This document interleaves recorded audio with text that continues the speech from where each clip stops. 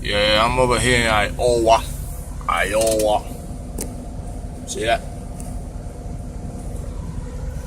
And I just noticed that this truck right here, you see the fuel eye over there? See the guy over there walking? Not that woman, it was the guy walking between the trucks. I was wondering why did he park right there? And then I saw that he has a gas container. So he ran out of gas right here, right before the fuel aisle. Right before the fuel aisle. How can you do that? I don't know. Again, thank God he's over here, right on the truck stop. You know, it could be worse. And he has a gas container. So if he has a gas container, I guess he does it all the time. I'm sorry, I gotta say it. You know, there's a rule of thumb that they suggest use the quarter tank of fuel, the line. Let me see if I can show you here. See? Use that first line after the red one, not the one above the red one. This one, the one before the half tank. Use that as your empty line. Don't let it go below there. You know, cause just in case in emergency, you know you have at least 20-30 gallons left. You know. And again, for that reason, look. So you don't run out of gas like this guy. Right here before the fuel area. So he was going to the fuel area, but he couldn't make it. That's on BS. I know it sucks to think, but I'm just saying. I don't know how people don't learn and don't let your fuel go below a quarter tank. You know, use the fuel that you have below that for reservoir.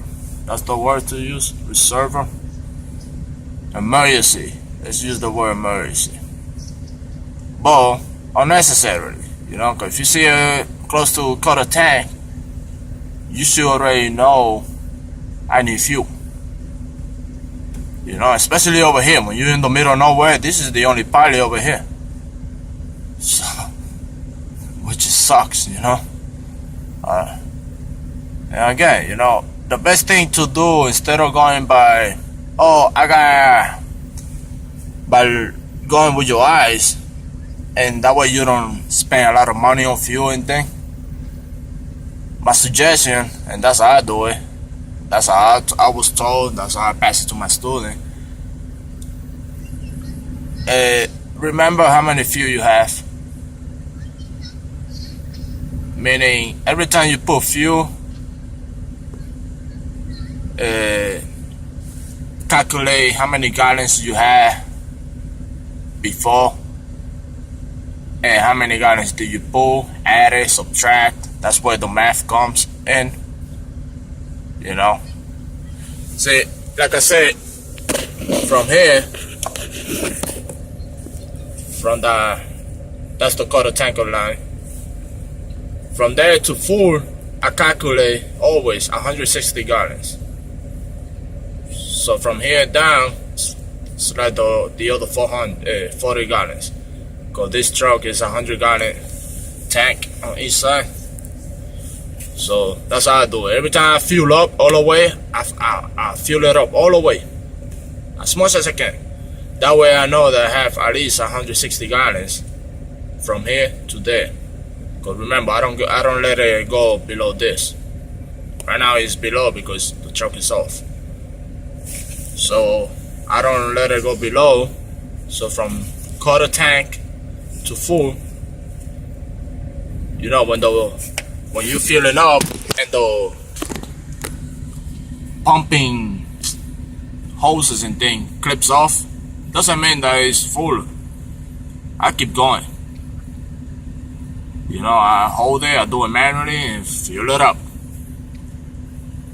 to make sure I don't lose math, I don't lose track. And that's how I know 160 gallons, I use, let's say 120 for one trip. I know I got 40 gallons more left on my tanks. So if I need another, let's say if I got another trip and I only need like 70 gallons on that, I know I got 40 gallons left. Guess how many gallons I put? You know, you only need 30. But I usually put like 10 gallons more, just in case. You know, it depends. I don't know how heavy the next load will be. I don't know how they loaded it, you know, and all that. So you just gotta do your math. Don't go by the lines. Go by how many gallons you have left, and then reset the.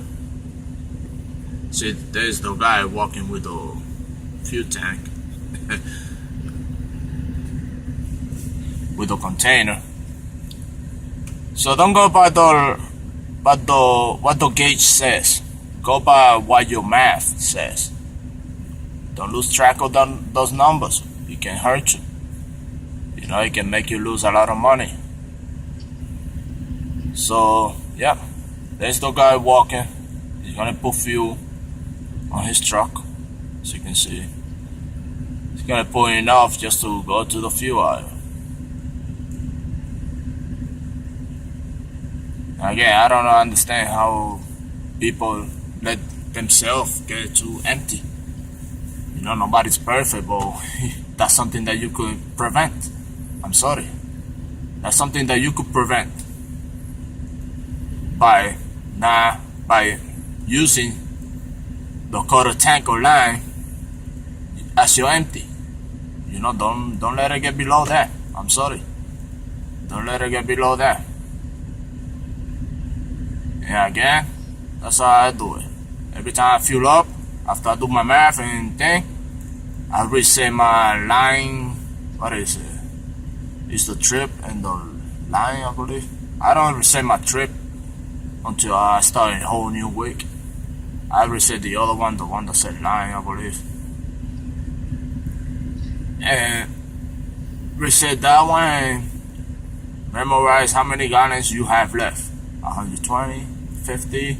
That way you know that when you see that line saying 50 or 120 almost, you need fuel. So I'm just recording still so you guys could see that he's gonna pull in right to the fuel aisle over there. Yep. Sorry, I'm using my old phone because I got my wife in my ears on my iPhone.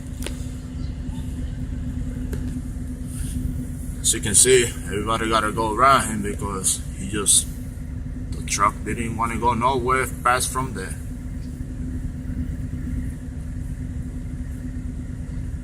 You know, I heard it's not good to let your truck get like that, you know, because then gonna start sucking air and all that. Is gonna mess up all the parts in there. Look, he's trying to start the truck.